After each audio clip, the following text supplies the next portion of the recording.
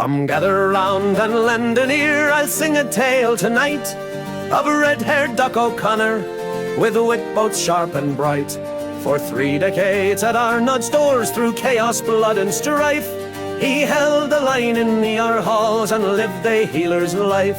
He came with Irish fire in veins, a stethoscope in hand, a master of the medicine and brightest in the land. He'd spar with words, outwit a crowd, and never miss a beat. His tongue a sword, his brain a vault, no one could match his heat. Oh Kevin, oh, you legend fierce and free. With laughter loud and judgment keen, you kept us on our knees. From broken bones to late night rounds, you never let it slide. And now you sail to Thousand Isles with golf clubs by your side. He'd storm the floor with charts in hand, a fire in his eyes. A resident would misstep once, then brace for his reprise. Yet hidden neath that fiery front, a teacher's heart beat strong. He shaped 100 healers' hands and sent them wise along. And oh, the jokes and tales he told, with timing rich and dry, they'd echo through the trauma bay and lift our spirits high.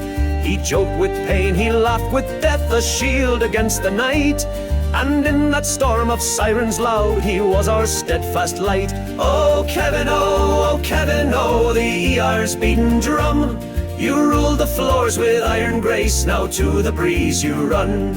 Where rivers split and herons call and mornings come in mist, you'll chase the greens with steady hand and shake a mighty fist.